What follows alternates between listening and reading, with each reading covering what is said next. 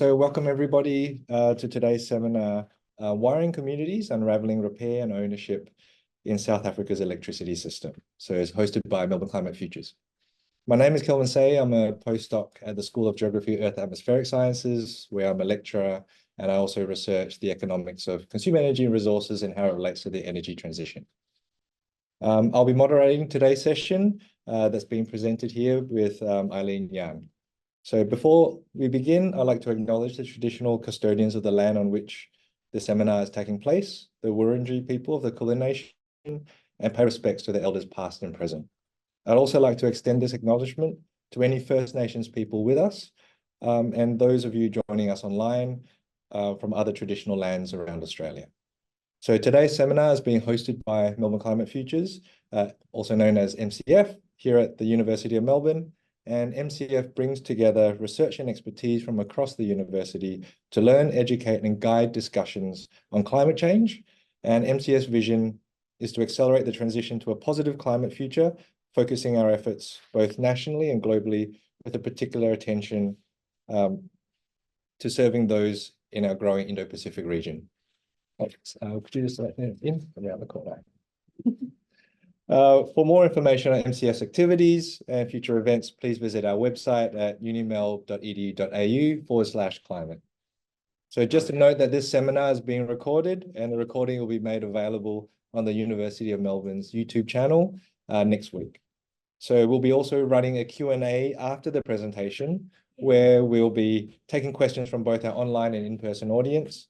And for those online, please use Zoom's Q&A function that you'll find at the bottom of the screen, and to leave questions for Eileen throughout the seminar. And please also upvote questions that you'd particularly like to be answered. So we're delighted today to welcome Eileen Yan from Bayreuth University to give a presentation titled Wiring Communities, Unravelling Repair and Ownership in South Africa's Electricity System. Eileen is currently a PhD candidate at Bayreuth International Graduate School of African Studies and a research associate at the Department of Social and Cultural Anthropology, Chair of Epistemologies of the Global South. Her research on South Africa's electricity crisis focuses on lived experiences of underserved and precariously connected urban residents at the margins.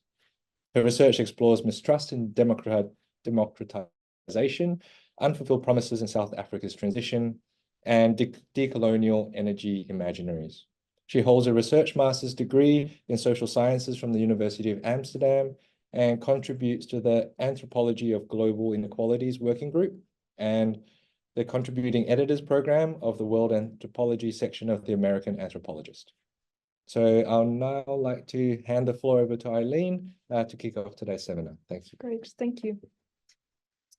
Yeah, also a very warm welcome from my side. Thank you for coming to today's session and also for giving me the opportunity to present. Thank you.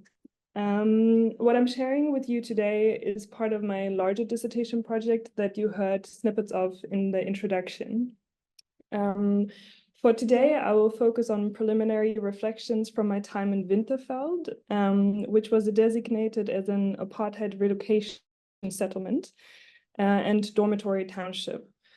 For my presentation, I will mainly share a story, provide context, and pose some questions, just also to get a conversation started, hopefully. Before delving into the story, though, I wanted to give a very, very brief and very concise and condensed background on electricity in South Africa and how it in the history. Sorry. Okay. Yep. But maybe I'll be back. Yeah, great. Okay. Let's see. Yeah. So in the context of South Africa, it is evident that the electricity grid was established under colonial rule and in the context of racial capitalism and separate development. It was initially designed and constructed to serve industries and was then extended to a white elite minority in specific parts of the country, mainly urban areas.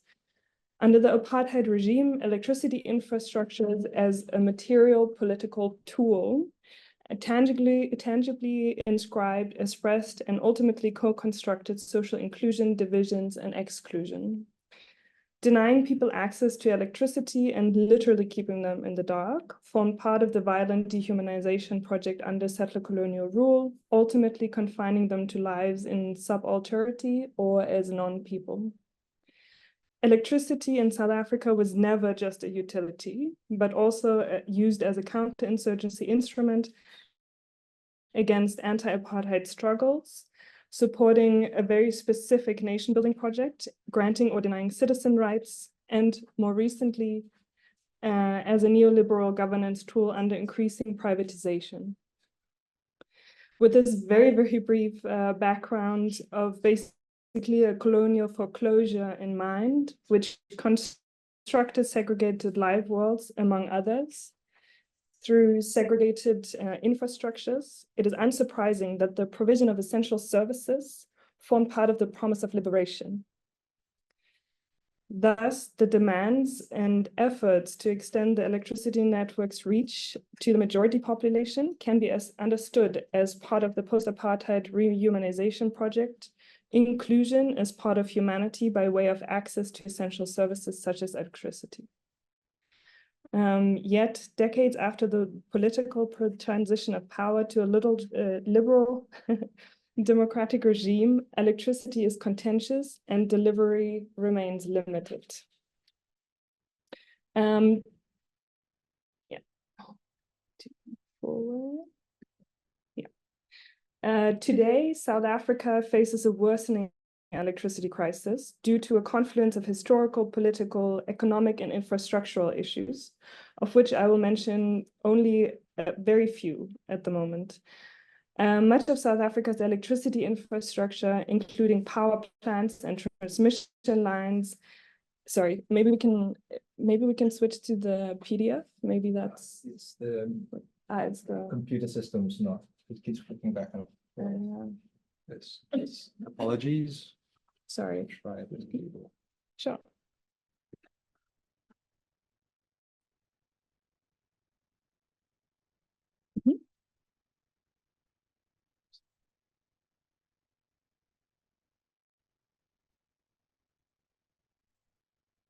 Yeah. Here we go. And now share the second screen. Okay. Now back to screen 2. Because it's up. But I can't see it.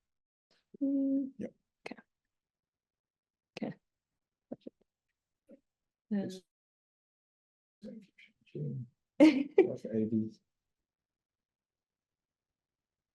The cables on the terminal are broken.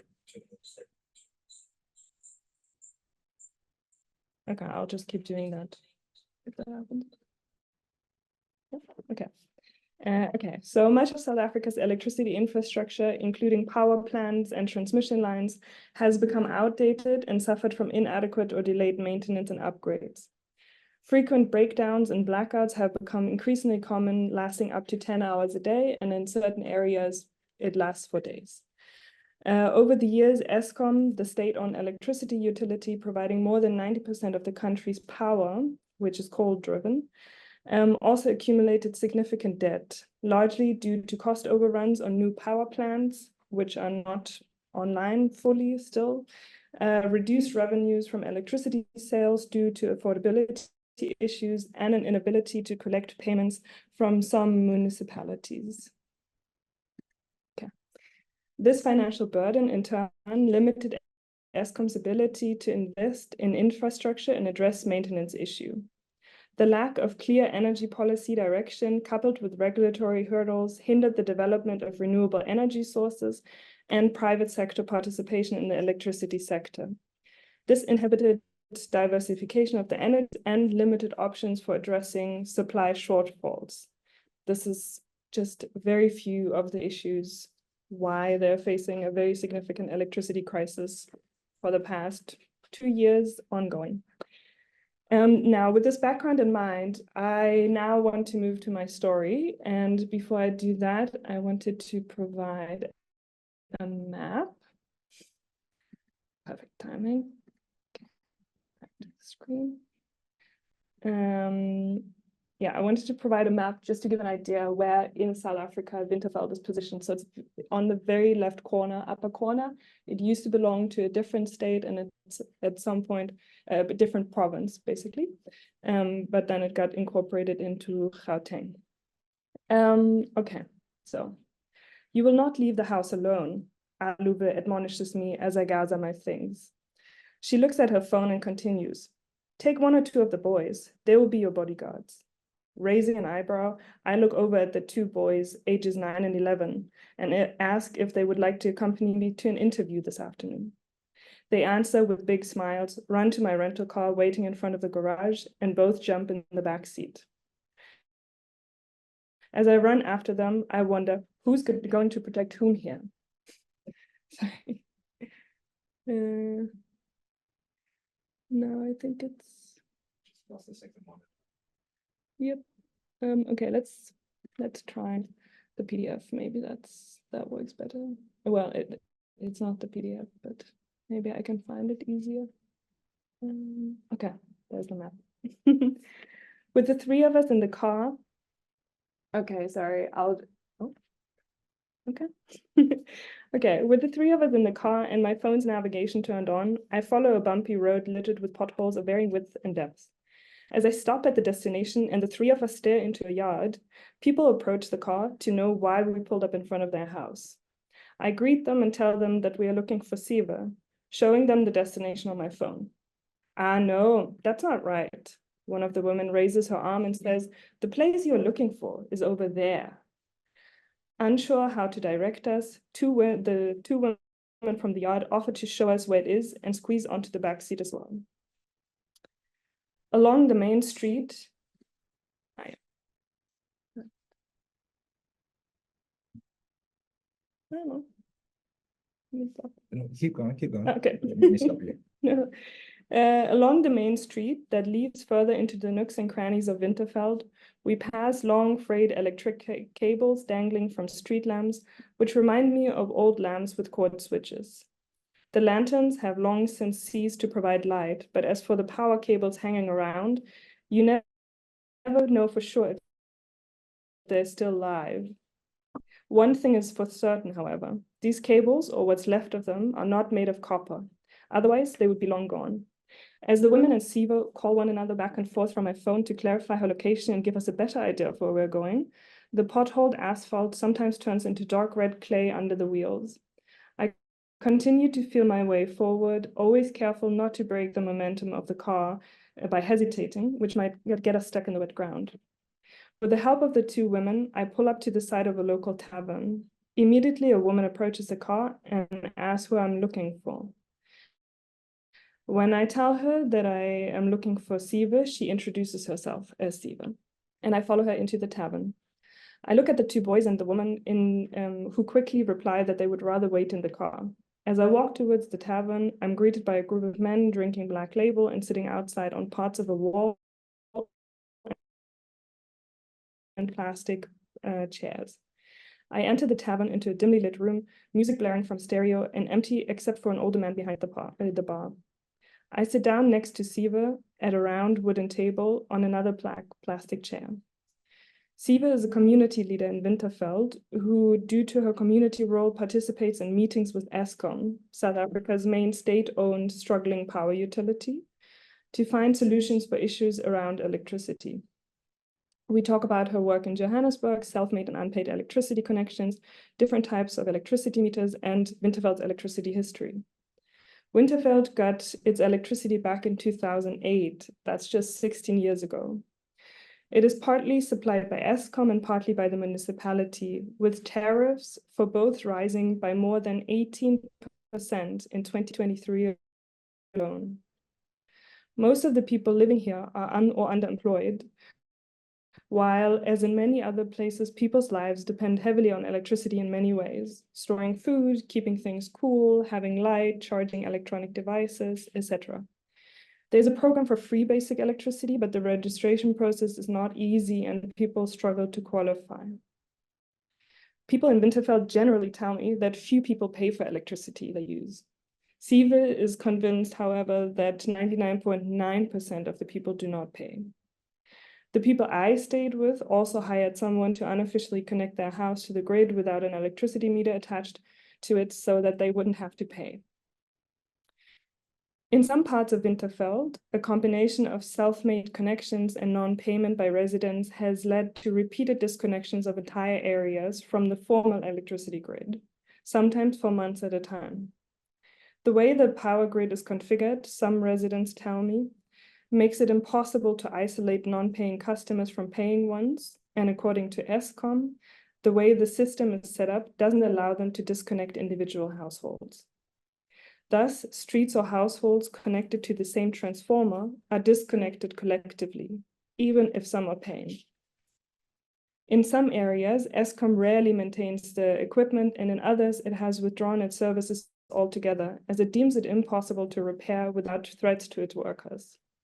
The reasons given by the utility are the high number of self-connections to the grid and the tampering and bypassing of electricity meters, all of which allow free use of electricity, threats, robberies, and assaults on the company's technicians when they carry out disconnections, repairs, and maintenance on site, unauthorized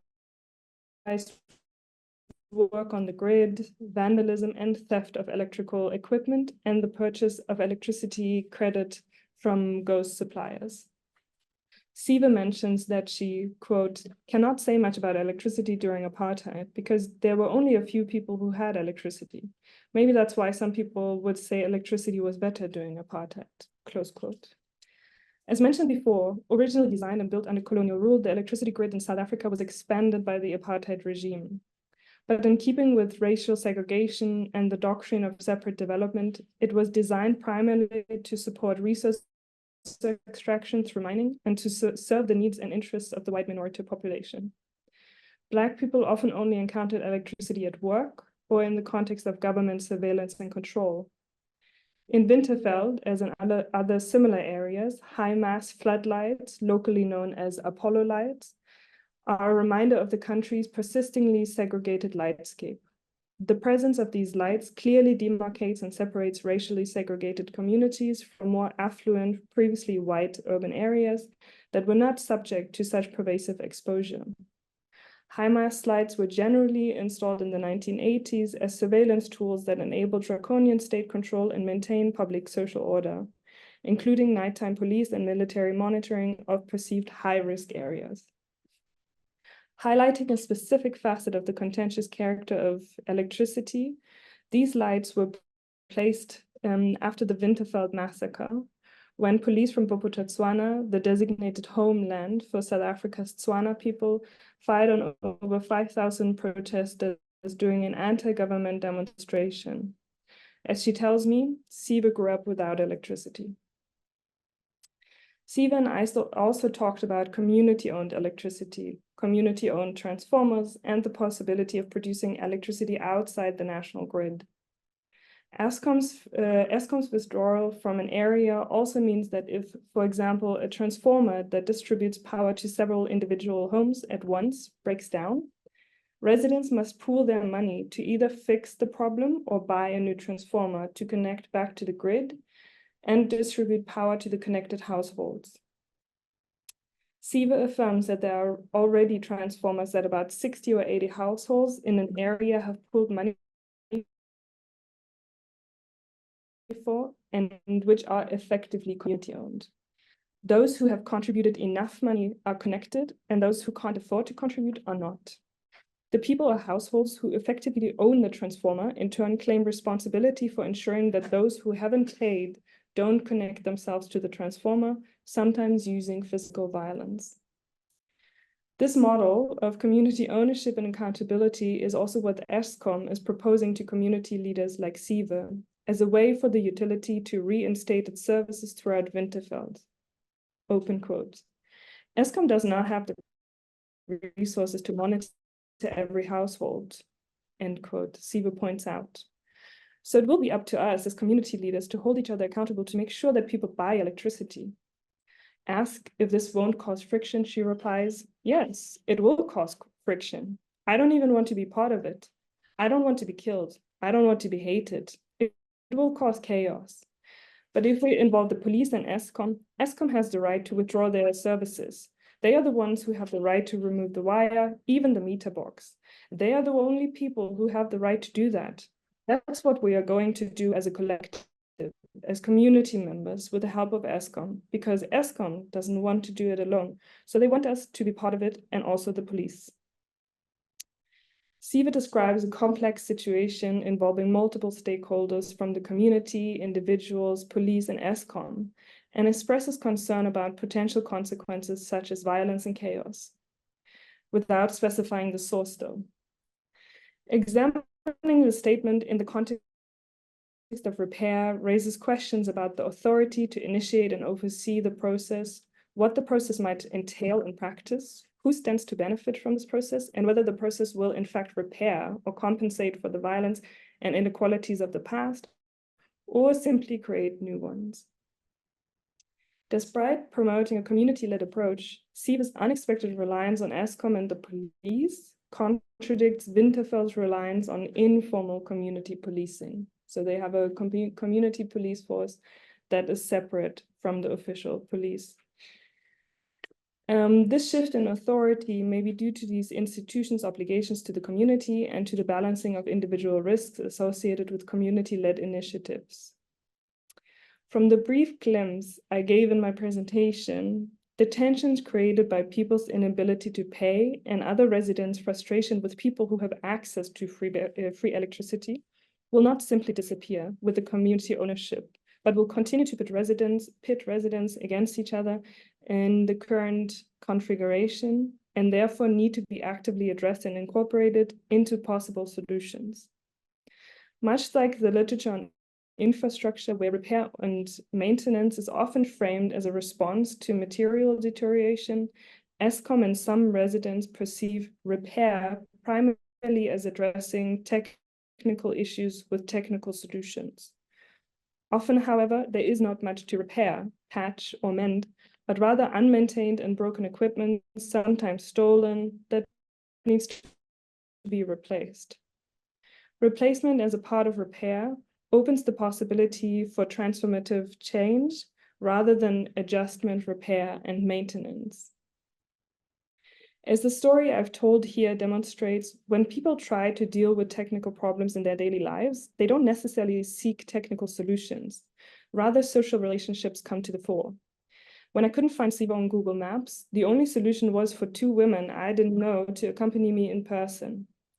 Similarly, when Eskom proposes community electricity projects because they can no longer guarantee revenue, they look to work with community structures to boost compliance. If community ownership is to have a positive effect on the lives of people in the area, I propose shifting the starting point of thinking about electricity and its provision to social relationships instead of technical issues and financial responsibilities, to incorporate alternative viewpoints, actions, and histories that defy and undermine prevailing political and economic norms. If community ownership is not to become a mere delegation and abrogation of responsibility, the core of the electricity system in South Africa and its complicity with capitalist configurations need to be rethought and ultimately replaced. The examples I've given do not only illuminate, for instance, deep-seated colonial imprints, but also decolonial imaginaries at work. To conclude, I ask, what might repair or replacement mean in a space where residents who have the financial means to secure electricity for themselves must at the same time police those who don't? What would the distribution and production of electricity look like so that residents are not simply co-opted for the benefit of the electricity producer, here Eskom? What would or could repair mean in terms of electricity infrastructure in the global South when it was planned, built, and designed for settler colonialists? What exactly is being repaired, maintained, and replaced when speaking of social relations? What if the frictions between paying electricity customers and non-paying consumers and the increasing financial pressures on people to access essential services were seen as a techno-social entity and the starting point for the need to repair, replace, and rethink electricity infrastructures? If we understand communities as techno-social entities, what might repair look like? And finally, what possibilities for not only infrastructural, but also relational change emerge? Thank you for your attention.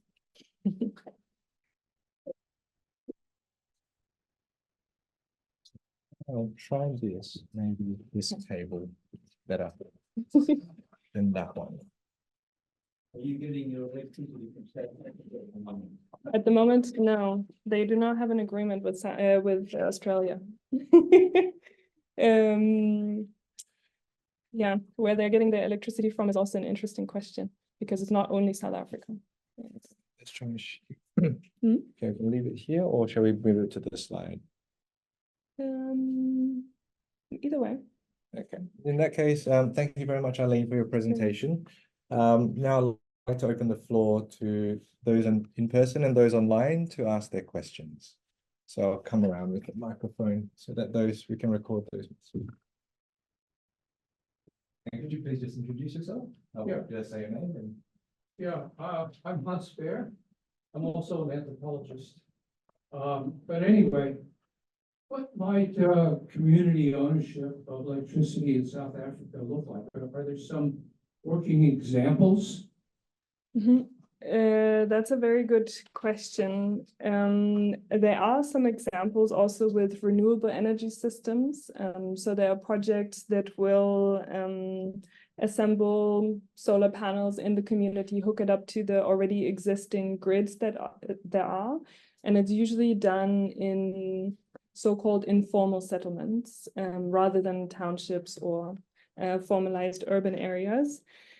And then ownership is transferred to the community. They're supposed to take care of it, etc. But there, I think, are only a few working examples where the solar panels are still in the community, because another issue that arises particularly with renewable energies and the very, very expensive equipment for it is that the community does not have the resources nor the protection by the police to keep the solar panels safe. And as copper cables are stripped regularly at daylight, doesn't really matter when or where, solar panels are often dismantled by gangs of people coming into the communities with weapons and demanding to just take the solar panels down. So in a lot of communities where these projects were initially run, you can see the skeletons that used to hold the solar panels rather than the solar panels, unfortunately. Yeah. I think there was a question over there. Can you hear me?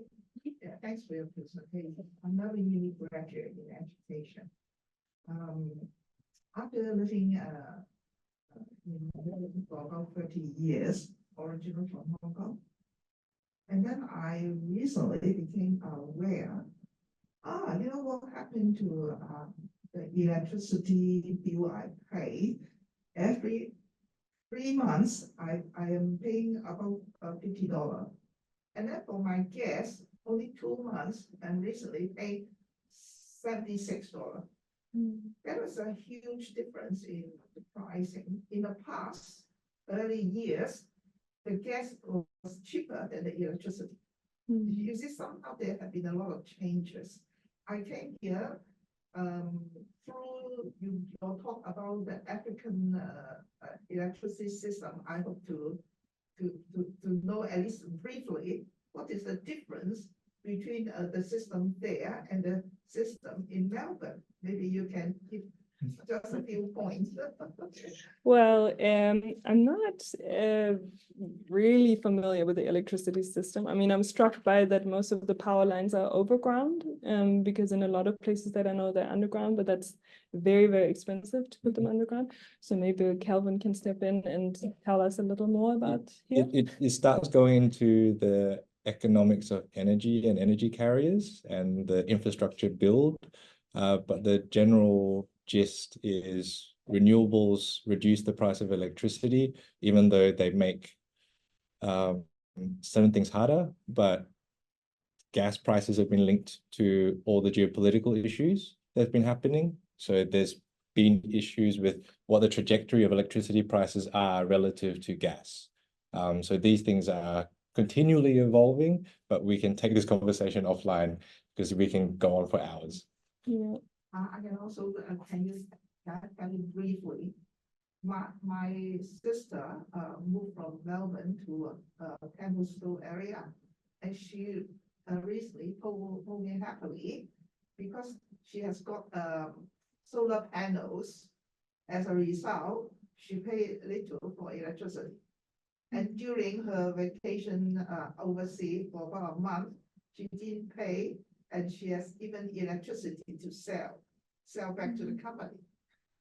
For me, I live in one of 22 units. It's not up to me to decide solar panel.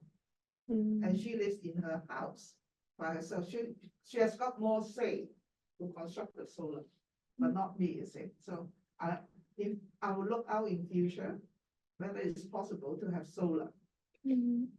Yes. Or the one of 22 units. That's a common problem with apartments. So they're trying to address that, but there's a whole legal and financial issues that we can do better in that place, in that direction. Okay.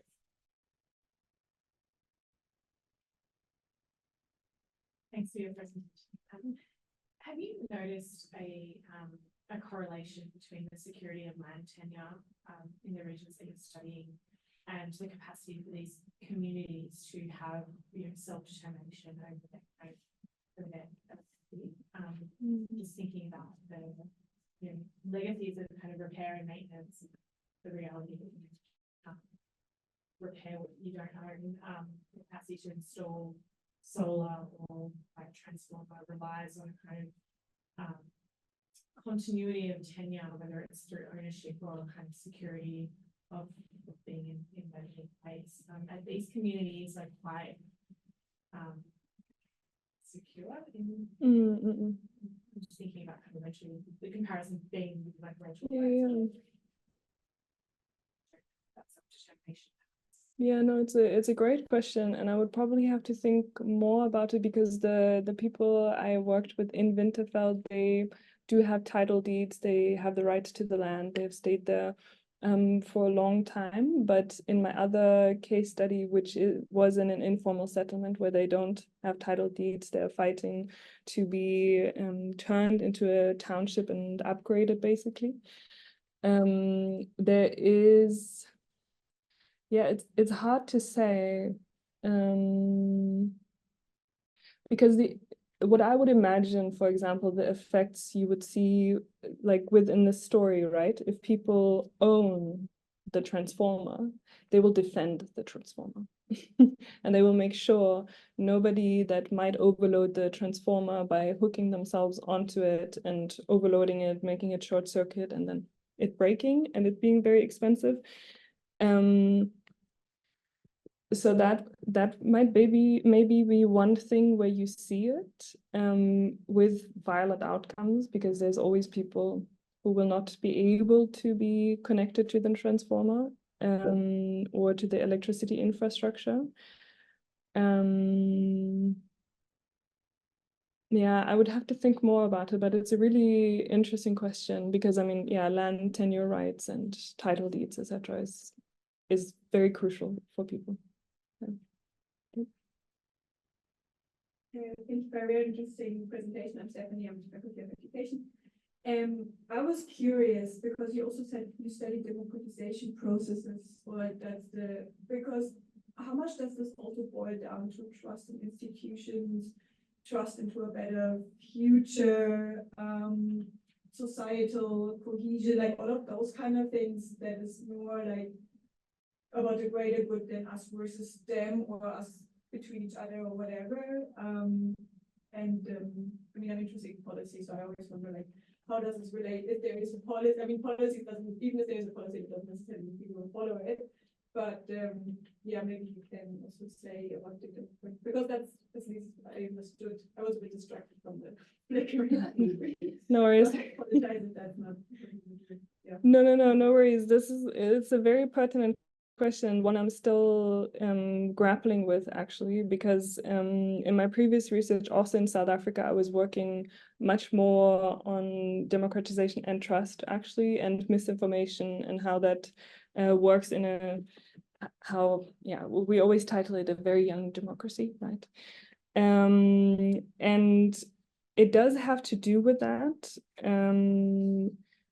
Maybe that in state institutions, right? So people in Winterveld, for example, they don't care for the police because the police doesn't care for the communities. If anything happens, the police might come around and be like, okay, what happened? What got stolen? But they won't go after and find the things or do something. Whereas the community police, which are unpaid people from the community that can become quite violent, but they get things back.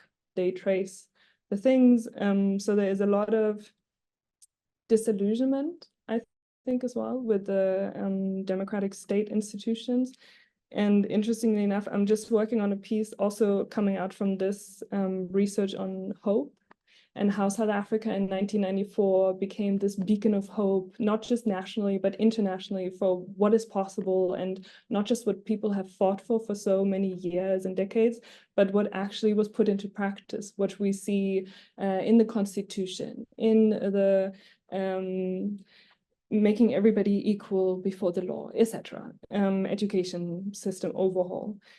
And that people, because 20, 30 years might not in the long span be a long time. If you look at democracies, if you look at history, but if you look at an individual's person's life, 20, 30 years is a long time to continue hoping and trusting and waiting for something material to change if you're struggling day to day to make a living. And it's a pertinent question for the upcoming general elections in May, which will probably have the lowest voter turnout ever. So, it's a crucial question, but it's very hard to answer without broad strokes as well. Thank you.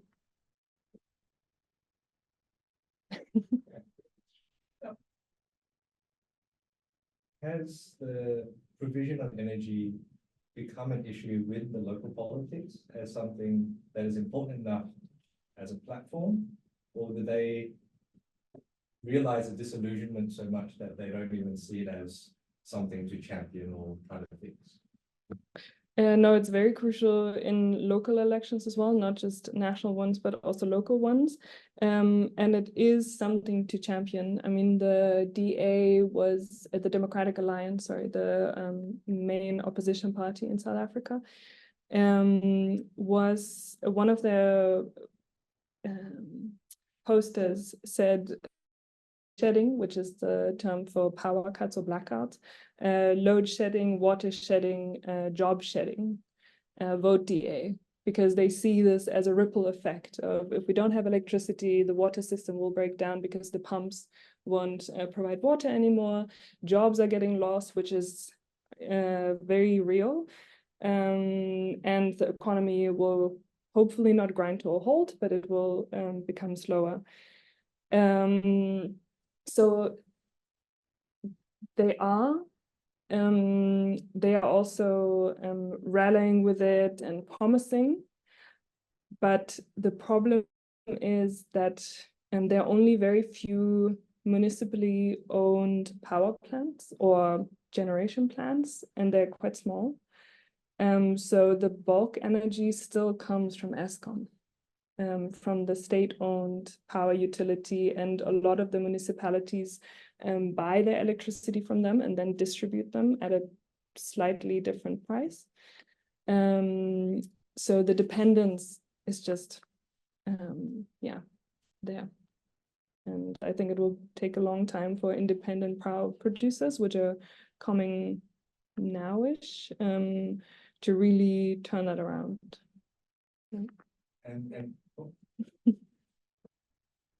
Yeah, I answer 2 questions.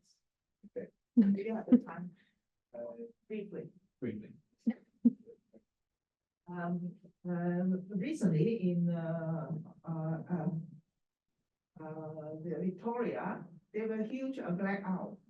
So because you study a lot about this electricity system, so I wonder what comments can you give to improve? Another question, I suppose you will be working in South Africa, is that right? Mhm. And then I'm not surprised you said about solar panel being ripped off, right? A crime, wasn't it? Over the years, we had so many instances of farmers being killed and their farm were being taken away by the local. You know, a lot of white people's farms were being taken and farmers were killed.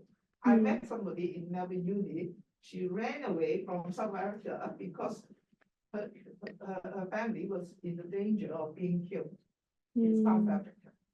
So In South Africa. Okay. So I wonder whether you've got some brief comments. Thank you. Yeah, so maybe I can address the later question first because I don't know much about the farm murders. I know they happen, but I don't actually know the numbers on it. And I'm sure locally it gets blown out of proportion. Yes, crime rates are high, but that's the same in other countries as well.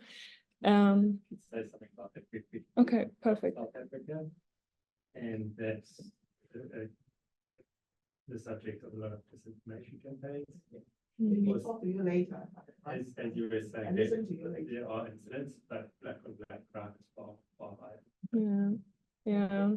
And it's also used in a very specific narrative, right? Like farms, it's land, it's agricultural production, etc. So why that always gets propelled, I'm not sure. For the blackouts, well, I would say that blackouts globally are becoming more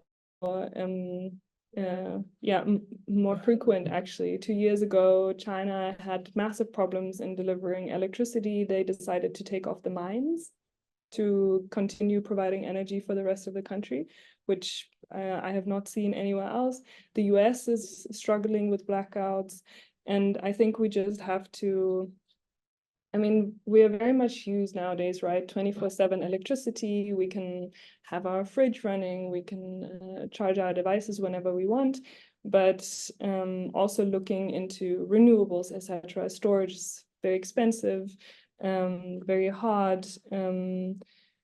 And maybe that's just not feasible. And maybe that's also not something that should be there 24/7 because I mean, on a low level, maybe for fridges, etc., but for everything else, it's an extra that we have, right? So the recent Victorian blackouts was caused because the main transmission line to the biggest power station in the state fell over, and then that took out the biggest power station. So as a consequence, you had to balance the rest of the grid. So they had to remove certain loads from the network, and that led to the blackouts. So these it speaks to a bigger problem on electricity system resilience and reliability, and actually having to pay for it.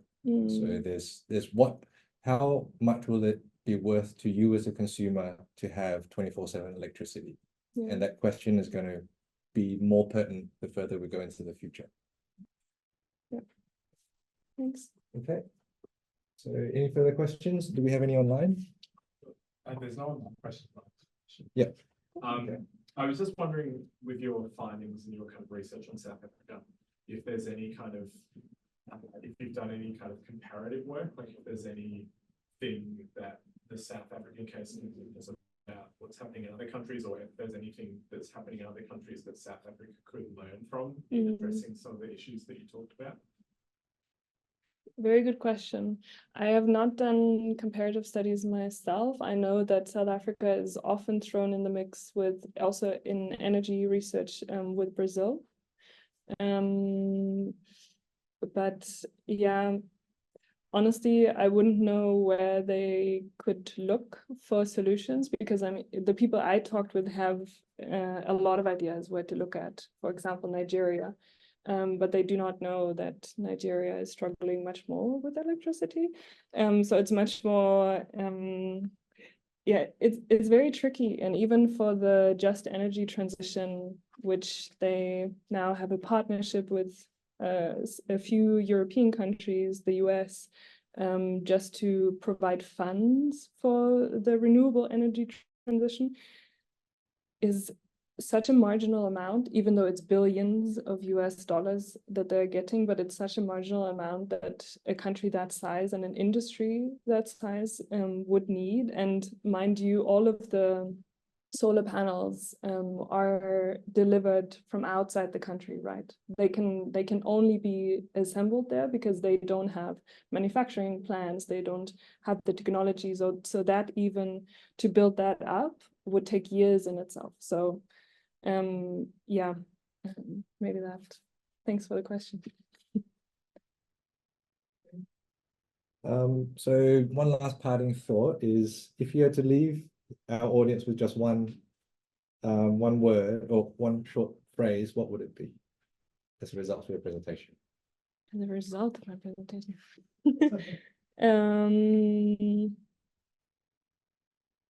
Energy transition is inevitable. Thank you. Okay, so that brings an end to today's event. Thank you everyone for coming along today and making available your time. Thank you. And then finally, if you'd like to revisit today's seminar, once again, we will have this on the YouTube channel by the end of the week. And the next seminar will be run on the Melbourne Climate Futures seminar, will be run on the 10th of April, which we've got Fergus Green from the University College London, and he's presenting on international climate governance. So more details for that to come shortly. And I'd like to thank Eileen once again for a presentation and providing us with her expertise, and Melbourne Climate Futures for hosting the seminar, and we hope to see many of you in upcoming events. Thank you very much.